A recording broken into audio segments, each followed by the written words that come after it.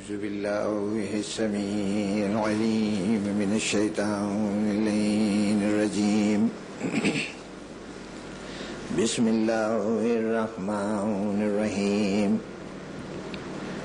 الحمد لله رب العالمين الصلاة والسلام على أشرف الأنبياء والمرسلين وعلى آله وعترته وأهل بيته الطيبين الطاهرين المعصومين صلوات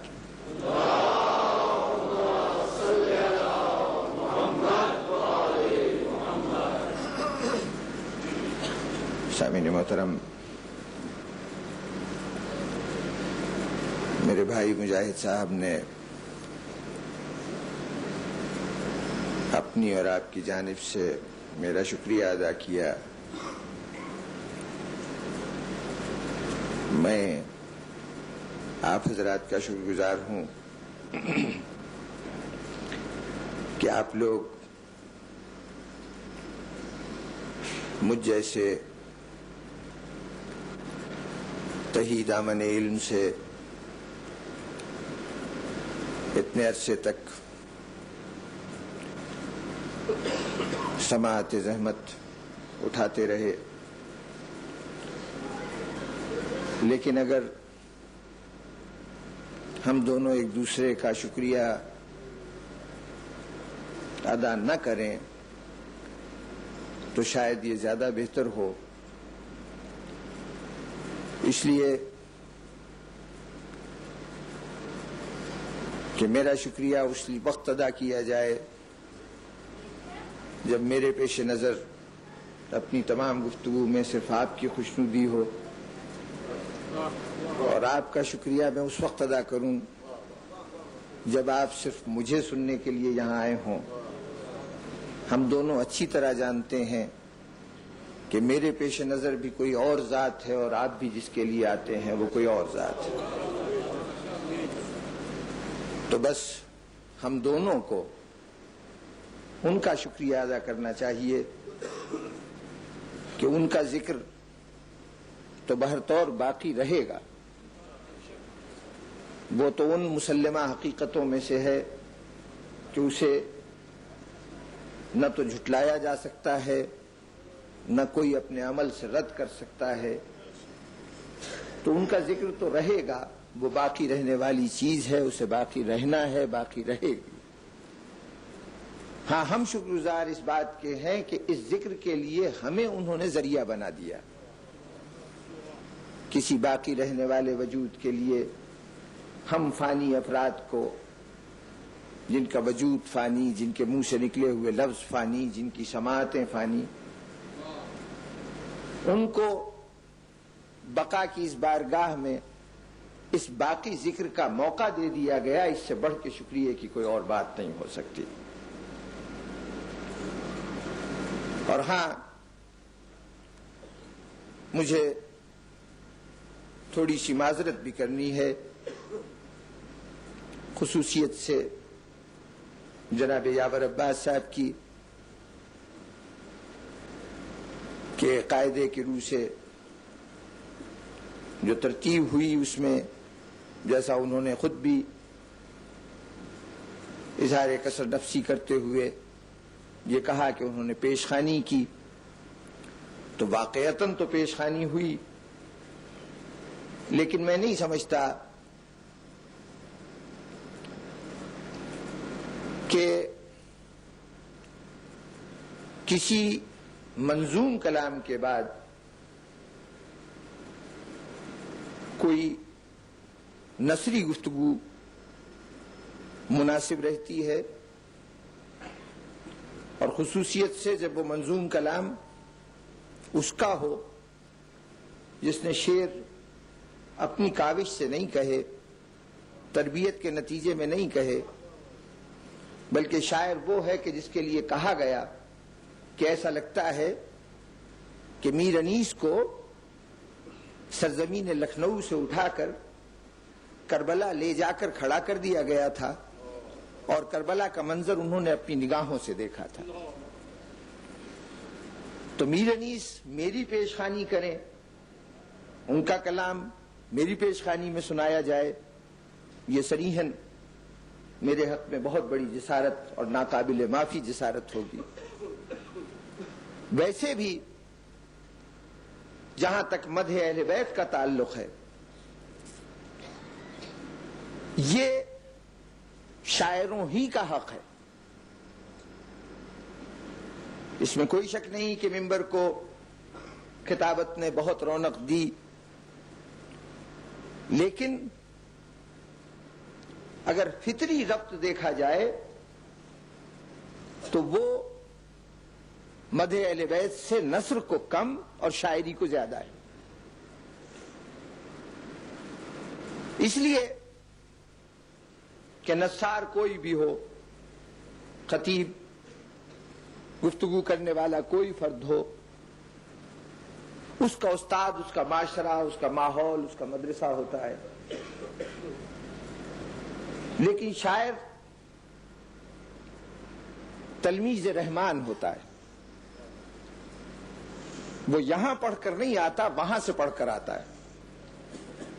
شاعری وہ ملکہ ہے، آپ ایک ہونہار طالب علم کسی خطیب کے حوالے کیجئے تو وہ تھوڑی سی محنت کر کے اسے خطیب بنا دے گا۔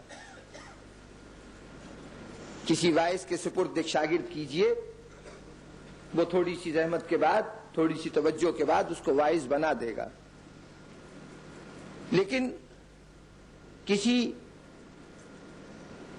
طفل مکتب کو کسی بڑے سے بڑے شاعر کے سپرد کیجئے کہ اسے شاعر بنا دے، تو شاعر بنانا کسی استاد کے اختیار میں نہیں ہے،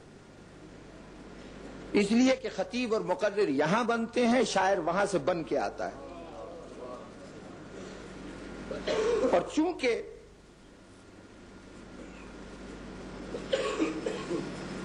یہ اس بارگاہ کا شاگرد ہے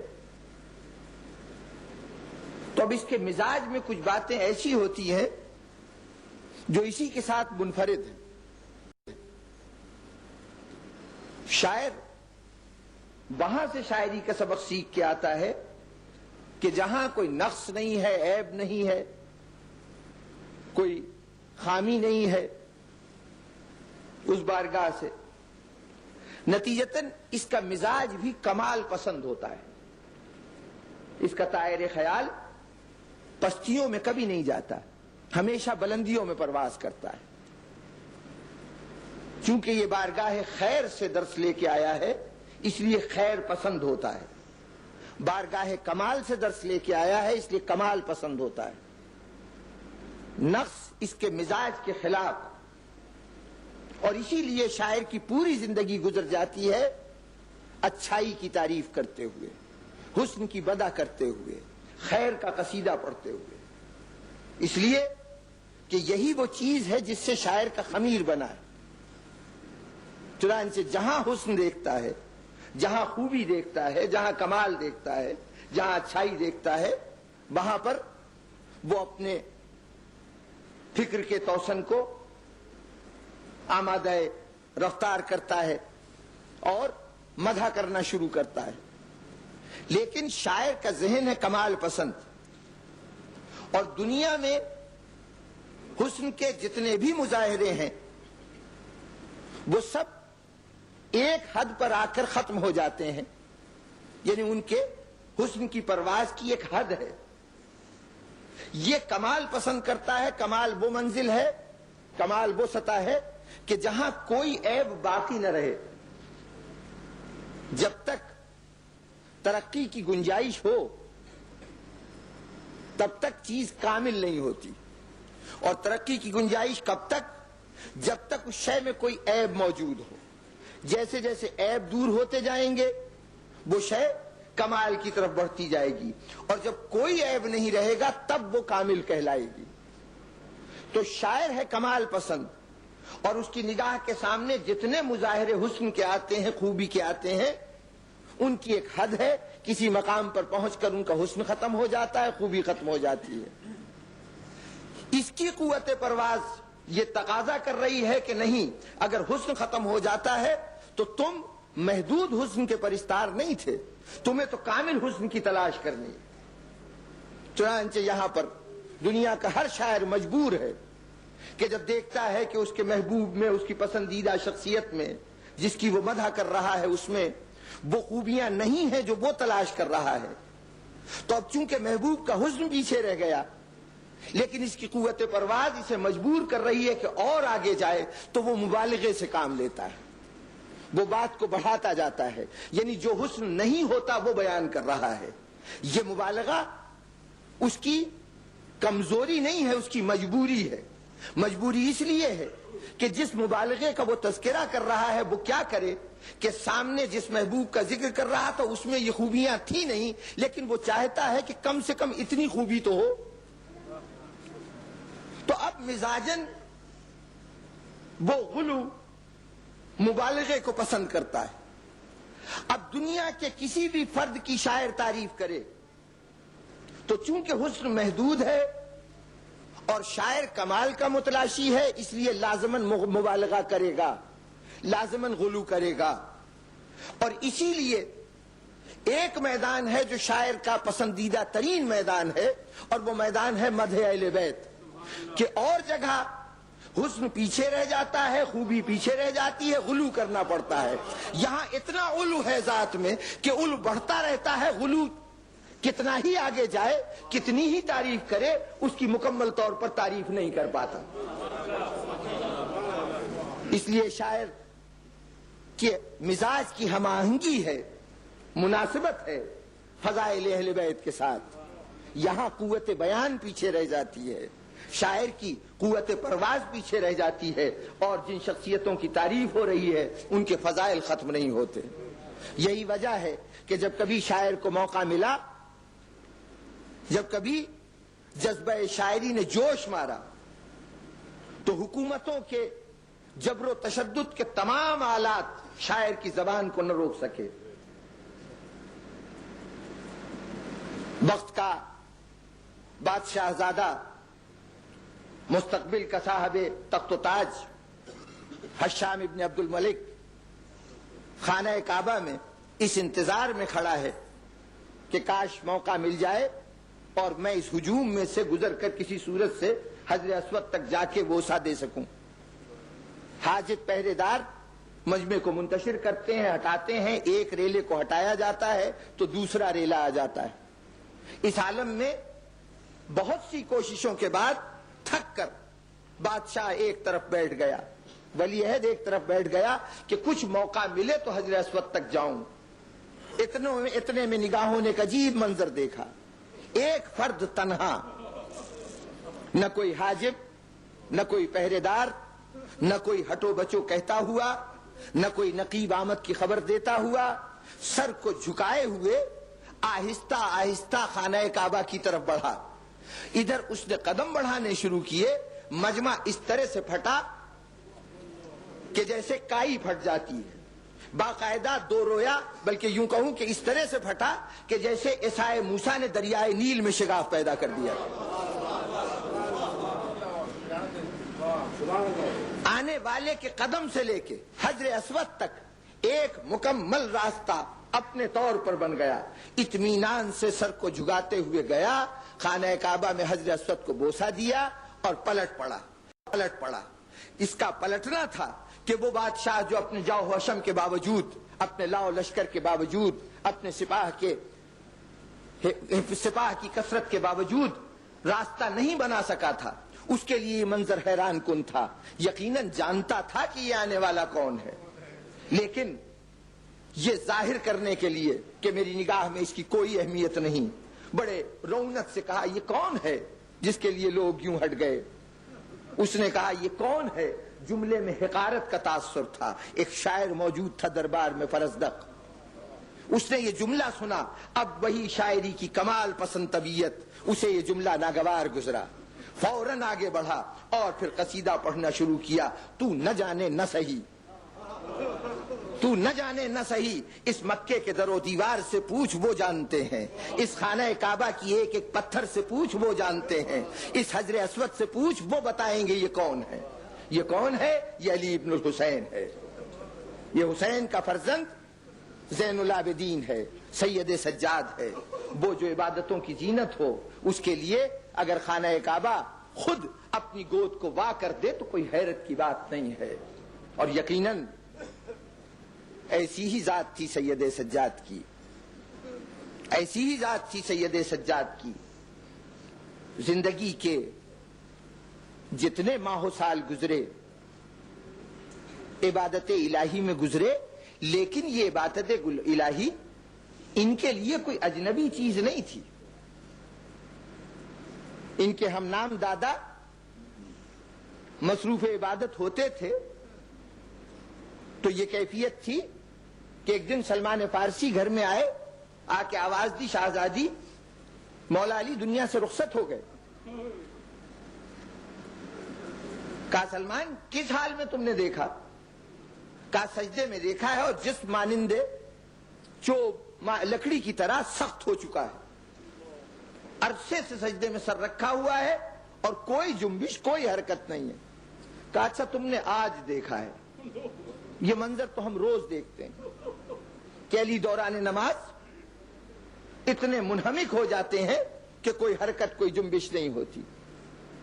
ایسا نمازی علی کہ جس کی ولادت بھی عبادت کا دے میں اور شہادت بھی عبادت کا دے میں، لیکن اپنی اس تمام تر عظمت عبادت کے باوجود علی کو سید الساجدین نہیں کہا گیا، علی کو زین العابدین نہیں کہا گیا۔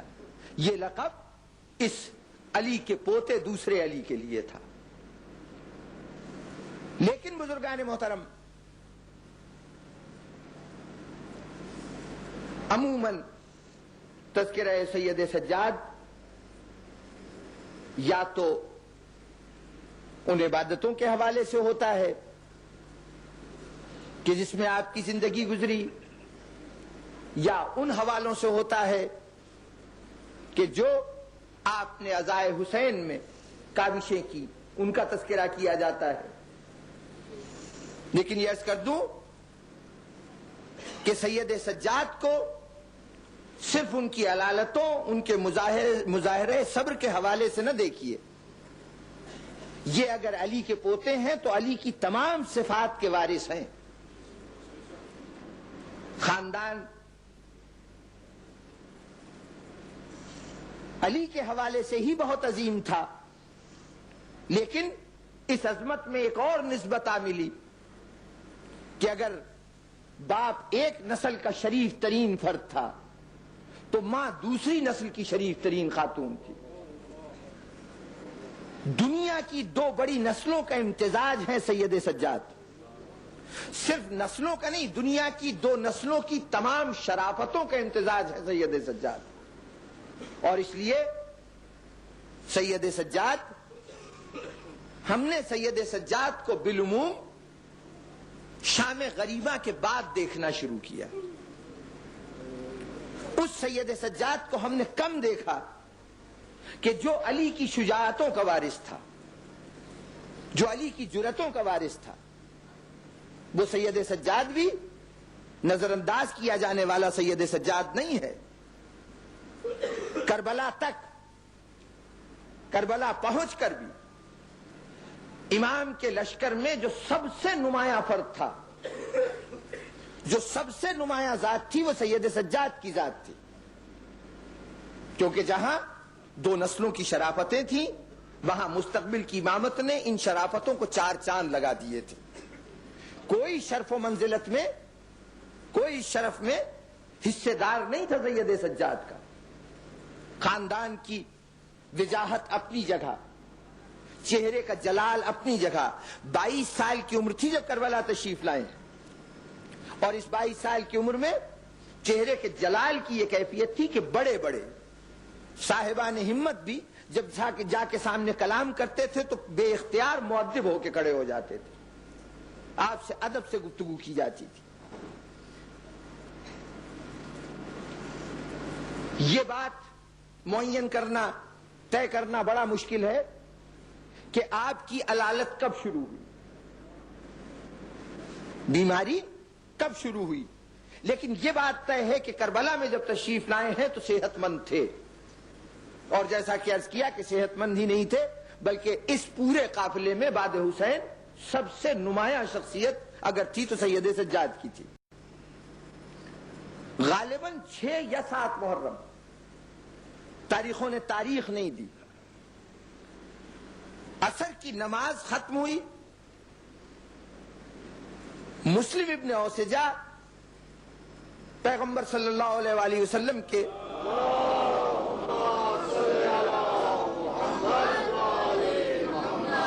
ایک صحابی، انہوں نے بعد نماز امام سے گزارش کی، مولا سید سجاد سے گزارش کی کہ نبی زادے میں آپ سے کچھ عرض کرنا چاہتا ہوں، اگر ایک طرف ہو کہ میری بات سن لیں۔ مصلی سے اٹھے امام، ایک طرف گئے۔ اب یہ دیکھیے یہ عجیب کردار ہیں کربلا کے، سب کو اپنے فرض کا پورا احساس، سب راہ حق کے راہی، سب اپنی منزل سے پوری طرح آگاہ، لیکن اس کے باوجود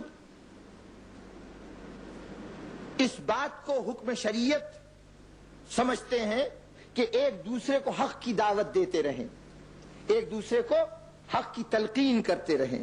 اس لیے بہت واقعات ملیں گے یہ صرف فریضہ شرعی سمجھ کر ادا کیا جا رہا ہے، ورنہ بظاہر ضرورت نہیں ان کرداروں کو کسی دعوت دینے کی کہ آپ حق کی طرف آئیے۔ مسلم ابن اوسجہ لے گئے ایک طرف اور جا کے کہنے لگے، اب اس جملوں سے اندازہ لگائیے سید سجاد کی عظمت کا کہ کہتے ہوئے جو بات کہنا چاہ رہے ہیں اس کے لیے براہ راست طریقہ اختیار نہیں کیا، بالواسطہ طریقے سے گفتگو شروع کی کہ اے شہزادے آپ دیکھ رہے ہیں یہ ہجوم، یہ فوجیں جو جمع ہوئی ہیں، یہ سب ہمارے امام حسین کو شہید کرنے کے لیے جمع ہوئی ہیں۔ شہزادے ہمیں یقین ہے کہ جب تک آپ جیسا جری فرد ہمارے درمیان موجود ہے ہم بلا امام نہیں ہو پائیں گے، کوئی شخص ہمارے امام کو ہم سے نہیں چھین سکتا جب تک آپ جیسی شخصیت موجود ہے۔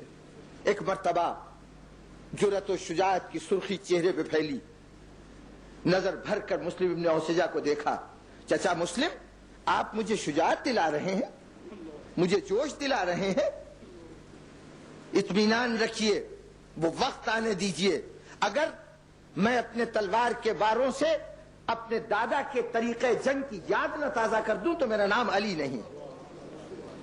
یہ میری موجودگی میں ناممکن ہے کہ کوئی بابا حسین تک بری نگاہ سے بھی دیکھ سکے۔ یہ تیور تھے سید سجاد کے، بالکل سید سجاد مشابہ تھے علی ابن ابی طالب کے، اور غالباً یہی مشابہت تھی کہ جب علی کی گود میں یہ بچہ آیا ہے تو آپ نے جب اپنے آثار دیکھے اس بچے میں تو اس کا نام وہی رکھا جو خود مولا کا اپنا نام تھا، یہ نام اپنی شباہت کی وجہ سے رکھا۔ جب چلتے تھے تو ایسا لگتا تھا کہ علی چل رہے ہیں، چال ڈھال کا یہ انداز تھا۔ چنانچہ مسلم ابن اوسجہ سے یہ بات کر کے ایک مرتبہ غلام کی طرف دیکھا، آواز دی کہ ذرا میرا گھوڑا لاؤ۔ غلام گھوڑا لینے چلا گیا، یہ خیمے کے اندر چلے گئے۔ کچھ دیر کے بعد خیمے سے باہر نکلے، زرہ پہنی ہوئی ہے، خود سر کے اوپر ہے، سلاح جنگ سے خود کو مسلح کیا ہے، تلوار کمر سے بندھی ہوئی ہے، آ کے گھوڑے پہ سوار ہوئے اور گھوڑے کو لے کر میدان میں ایک طرف سے جاتے تھے پھر پلٹ کر اسی طرف واپس آتے تھے، چکر لگانے شروع کیے۔ لوگ سمجھے کہ علی ابن ابی طالب واپس آ گئے، غیظ سے بار بار دشمن کی طرف دیکھتے تھے کہ ایک مرتبہ وقت آنے دو، میں بتاؤں گا کہ میں علی کا فرزند ہوں۔ گشت کرتے جا رہے تھے اور حسین بیٹے کی یہ ادا دیکھ رہے تھے، بیٹے کی ادا دیکھ رہے تھے۔ ایک مرتبہ کہا، علی کب تک باہر ٹہلتے رہو گے، خیمے کے اندر آ جاؤ۔ حکم امام، سید سجاد گھوڑے سے اترے، خیمے میں گئے، بس وہ خیمے میں جانا اور اس کے بعد شام غریبہ سے پہلے خیمے سے نکلنا نہ ملا، شام غریبہ تک پھر خیمے سے نکلنا نہ ملا۔ ایک مرتبہ نکل رہے تھے لیکن زینب نے کمر میں ہاتھ ڈال دیا تھا۔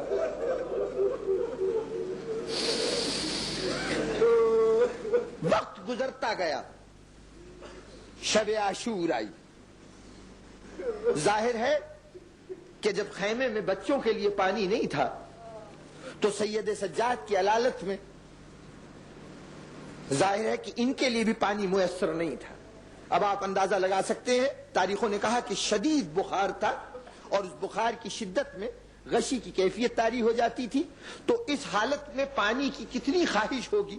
یعنی اوروں کی پیاس بھی پیاس ہے, لیکن اوروں کی پیاس میں آپ صرف مدت کا شمار کرتے ہیں, ان کی پیاس میں مدت کے ساتھ بخار کی حدت کو بھی شامل کیجیے اور پھر دیکھیے کہ سید سجاد کتنے پیاسے. اس پیاس میں جیسے جیسے روز عاشور قریب آ رہا ہے, سید سجاد کی نقاہت اور کمزوری بڑھتی چلی جا رہی ہے, حتیٰ کہ شب عاشور بڑی مشکل سے جنبش کر سکتے تھے اپنے بستر سے. ایک مرتبہ شب عاشور غشی سے آنکھیں کھلی, کان میں کچھ آوازیں آئیں, آواز دی, فضا قریب آئی. کیا بات ہے شہزادے؟ کہا یہ میرے کان میں آوازیں کیسی آ رہی ہیں؟ کہا یہ مولا حسین کے ساتھی ہیں جو اپنے اپنے خیموں میں تسبیح و تقدیس کر رہے ہیں. کچھ سوچا سید سجاد نے, کہا فضا ذرا بابا کو تو بلا لاؤ, بابا کو تو بلا لاؤ. حسین تک پیغام پہنچا, حسین آئے, حسین خیمے میں داخل ہوئے. سید سجاد تعظیم کے لیے اٹھنے لگے. حسین نے آگے بڑھ کے روک دیا, بیٹا سید سجاد ابھی تو آرام کر, ابھی تیری منزل بعد میں آئے گی اور وہ اس سے کہیں مشکل منزل ہوگی. ہاں بیٹے کیوں بلایا ہے؟ کہا بابا یہ آوازیں آپ سن رہے ہیں, یہ آپ کے انصار کی آوازیں. یقیناً جیسے انصار آپ کے ہیں ایسے انصار کسی کو نہیں ملے, بے مثل انصار ہیں. لیکن مولا بہر طور یہ ہیں تو نامحرم, ہیں تو نامحرم. ان کی آواز ہمارے خیموں میں آ رہی ہے. اگر کہیں کسی بیوی کی آواز بلند ہو گئی اس خیمے میں, کسی خاتون کی آواز بلند ہو گئی تو ان کے کانوں تک جائے گی. مولا میں وعدہ کرتا ہوں کہ ان کی شہادت کے بعد ان کی قبروں پہ کھڑا ہو کے کہوں گا کہ سید سجاد کی جان تم پہ فدا, سید سجاد تمہارا شکر گزار ہے. لیکن مولا اس کے باوجود نامحرم ہے. اگر ایسا کیجئے کہ ان کے خیمے کچھ دور ہو جائے, خیمے کچھ فاصلے پہ ہو جائیں تو کم از کم یہ اندیشہ نہ رہے. نہ معلوم اس جملے میں کیا بات تھی. حسین ایک مرتبہ کھڑے تھے, زمین پہ بیٹھ گئے, پھر کھڑے ہوئے اور کھڑے ہو کے مخاطب ہوئے, بیٹا سید سجاد آج کا انتظام تو مجھے کر لینے دے, آج پردے کا انتظام مجھے کر لینے دے, کل کی رات تجھے اختیار ہوگا,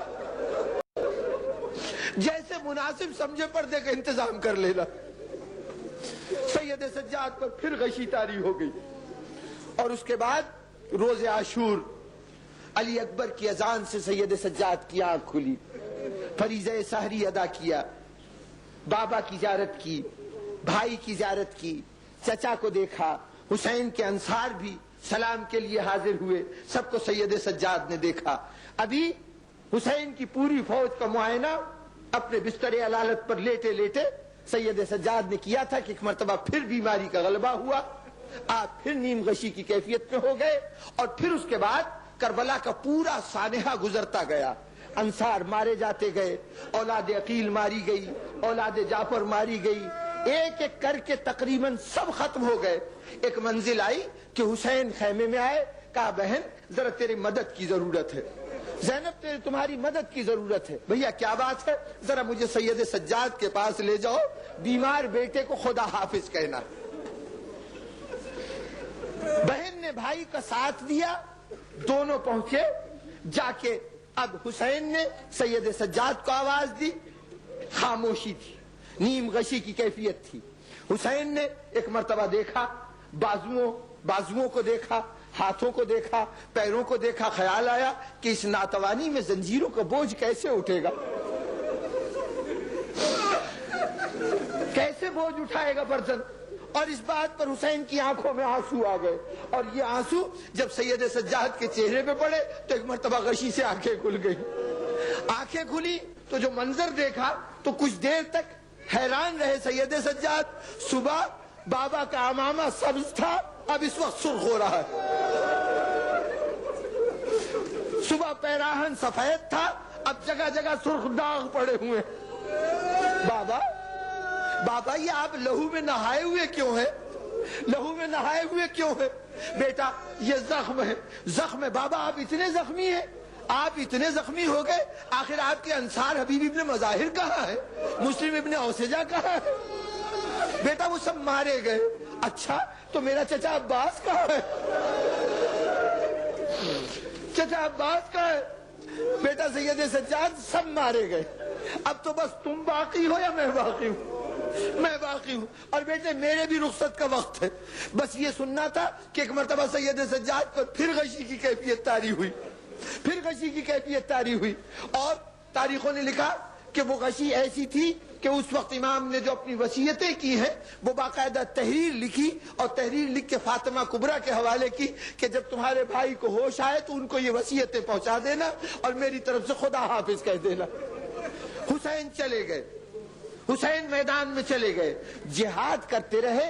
جہاد کرتے کرتے ایک منزل آئی کہ حسین نے آخری مرتبہ خیموں سے کچھ فاصلے پہ کھڑے ہو کے آواز دی، حل من ناصر ینصرنا، ہے کوئی جو میری مدد کرے؟ بس یہ جملہ سننا تھا کہ ایک مرتبہ سید سجاد کی آنکھ کھلی، آواز دی، ذرا 2 نیزے لے آؤ۔ مولا 2 نیزے کیا کیجئے گا؟ ایک نیزے کے سہارے سے چلوں گا اور ایک سے جہاد کروں گا۔ نیزے ہاتھوں میں لے کے سید سجاد خیمے سے باہر نکلے۔ ابھی خیمے کا پردہ اٹھایا تھا سید سجاد نے کہ حسین کی نظر پڑ گئی، بس وہیں سے آواز دی، زینب سید سجاد کو میدان میں آنے نہ دینا، دیکھو یہ میری امانت ہے، اسے میدان میں آنے نہ دینا۔ میں کہتا ہوں زینب پوری کوشش کرتی لیکن امامت کی رفتار کو روک نہیں سکتی تھی۔ حسین نے یہ جملہ اسی لیے کہا کہ امامت کی قوت زینب کے بازوؤں میں منتقل ہو جائے۔ حکم امام نے زینب کو قوت فراہم کی، سید سجاد کو روک لیا زینب نے، اور اس کے بعد سید سجاد کو دوبارہ لا کر بستر پہ لٹا دیا، لیکن باپ کی نصرت کے لیے جانے کا نہ موقع ملا، یہ قلق اس بیماری میں مزید مصیبت بن گیا۔ اور اب سید سجاد کے ہوش کے کچھ تھوڑے تھوڑے لمحے تاریخ نے نقل کیے۔ ایک مرتبہ ہوش اس وقت آیا کہ جب اٹھ کر سلام کیا تھا بابا کے سر کو سلام، جب حسین کا سر نو کے نیزہ پہ بلند ہو رہا تھا۔ دوسری مرتبہ ہوش اس وقت آیا جب پھوپھی شانہ ہلا رہی تھی، بیٹا سید سجاد، میرے لال سید سجاد، میرے فرزند علی۔ سید سجاد جواب نہیں دیتے۔ ایک مرتبہ زینب نے دیکھا کہ کسی صورت سے جواب نہیں دے رہے، کسی صورت سے جواب نہیں دے رہے، تو زینب نے کہا، اے امام زمانہ، اور یہ جملہ کہنا تھا کہ سید سجاد نے آنکھیں کھول دی۔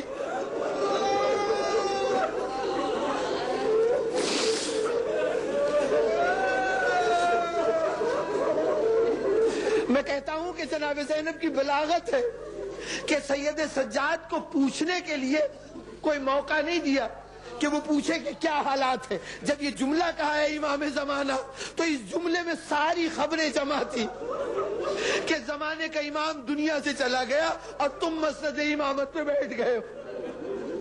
لیکن سامعین محترم، مسند امامت پر سید سجاد کی تخت نشینی کا مرحلہ ہے، تخت نشینی کا مرحلہ ہے۔ میں کہتا ہوں کیا کہوں اپنے امام کی بارگاہ میں، مولا تخت نشینی ہوتی ہے، اس کے کچھ اہتمام ہوتے ہیں۔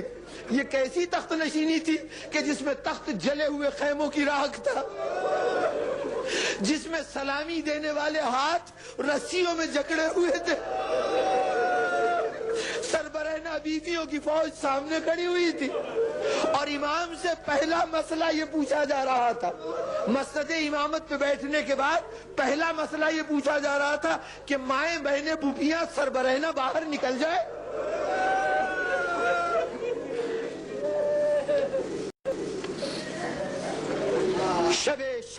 شام غریبہ آئی اور سید سجاد کی امامت کا دور شروع ہوا۔ پہلا فتویٰ دیا سید سجاد نے، اور اس کے بعد تاریخ نے ایک عجیب واقعہ لکھا، جلے ہوئے خیموں کی تپتی ہوئی راکھ، اور اس راکھ پر حسین کے فرزند سید سجاد نے اپنا سر سجدے میں رکھا، سر سجدے میں رکھا، اور مقاتل میں یہ جملہ تواتر کے ساتھ موجود ہے کہ بس سجدے میں سر رکھا ہے تو پھر نماز صبح کے وقت سر اٹھایا، اور اس پورے سجدے میں ایک ہی جملہ زبان پر، شکرن شکرا حمدن حمدا، پروردگارا تیرا شکر ہے، پروردگارا تو ہی لائق تعریف ہے، لائق مدح ہے۔ پوری رات سید سجاد شکر ادا کرتے رہے۔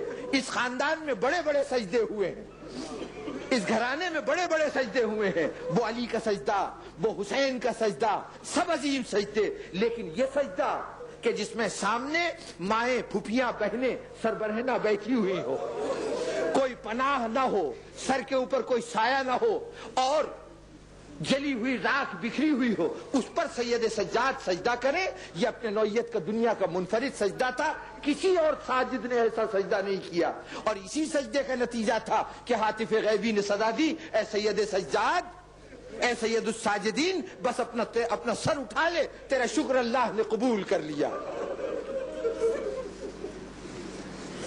شام غریباں گزری، سفر شروع ہوا۔